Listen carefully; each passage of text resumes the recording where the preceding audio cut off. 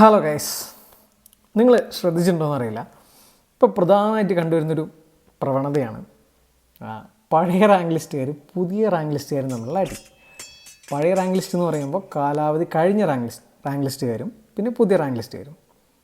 അതായത് പഴയ ടീംസ് ഏകദേശം അവരുടെ റാങ്ക് ലിസ്റ്റിനെല്ലാം കാലാവധി കഴിയാനാകുമ്പോൾ കേസിന് പോകും. അപ്പോൾ അത് പുതിയ റാങ്ക് ലിസ്റ്റുകാർക്കൊരു തലവേദനയായിരിക്കും. ഇവരെ കേസ് എന്തായി, ഇവരെ കേസ് കഴിഞ്ഞാലാണോ നമുക്ക് വേക്കൻസി കിട്ടുക, ഇനി ഇവരെങ്ങനെ കേസ് ജയിച്ച നമ്മുടെ വേക്കൻസി പോവുമോ, ഇത്തരത്തിലുള്ള ഒരുപാട് ചോദ്യങ്ങൾ പുതിയ റാങ്ക് ലിസ്റ്റുകാർ അലട്ടുന്നുണ്ടാവും. സംഭവം എന്താ വെച്ചാൽ പണ്ടത്തെ പോലെയല്ല. പണ്ട് റാങ്ക് ലിസ്റ്റുകളിൽ ഏകദേശം പേർക്ക് നിയമനം നടക്കുന്നുണ്ടായിരുന്നു. ഇപ്പോൾ പൊതുവേ നിയമനം കുറഞ്ഞു. അത് ഭയങ്കരമായി ബാധിച്ചത് നമ്മുടെ യൂണിഫോം പോസ്റ്റ്. പണ്ടൊക്കെ 3 വർഷം ഉണ്ടായിരുന്ന ലിസ്റ്റിൻ്റെ കാലാവധി ഇപ്പോൾ 1 വർഷത്തേക്ക് മാത്രമേ ഉള്ളൂ. അതുകൊണ്ട് തന്നെ നിയമനം പണ്ടത്തെ അത്ര നടക്കില്ല. പിന്നെ നമ്മുടെ കഷ്ടകാലത്തിനുണ്ടായ സാമ്പത്തിക മാന്ദ്യം, പിന്നെ ഒഴിവുകൾ റിപ്പോർട്ട് ചെയ്യാത്തത്, അങ്ങനെ കുറേ ഇഷ്യൂസ് ഉണ്ട്. അപ്പം ഇതൊക്കെ കാരണം റാങ്ക് ലിസ്റ്റിൽ എങ്ങനെയെങ്കിലും കയറി പറ്റിയ ആൾക്കാർ, കാരണം അത്രയും കഷ്ടപ്പെട്ട് പഠിച്ചിട്ടാണ് റാങ്ക് ലിസ്റ്റിൽ കയറി പറ്റുക.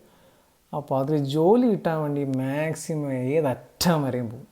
അതുകൊണ്ട് തന്നെ ഒരേ PSC സെൻറ്ററിൽ പഠിക്കുന്നവരാണെങ്കിലും പ്രഥമ ദൃഷ്ടിയാൽ ഇവർ തമ്മിൽ പ്രശ്നങ്ങളൊന്നുമില്ലെങ്കിലും ഈ പഴയ ലിസ്റ്റുകാരും പുതിയ ലിസ്റ്റുകാരും തമ്മിൽ അന്തർധാരകളിൽ കോൺഫ്ലിക്റ്റ് എന്തായാലും ഉണ്ടാവും. പക്ഷേ ഇതൊന്നും ഒരു റാഡിക്കലായിട്ടുള്ള മാറ്റങ്ങളല്ല, അതതിൻ്റെ വഴിക്ക് പോകും. അതുകൊണ്ട് തന്നെ നമ്മുടെ PSC പഠിക്കുന്നവർ കടക്കേണ്ട കടമ്പകൾ എന്ന് പറയുന്നത് prelims, mains, physical, administrative tribunal, ഹൈക്കോടതി, അത് കഴിഞ്ഞിട്ടാണ് മെഡിക്കൽ.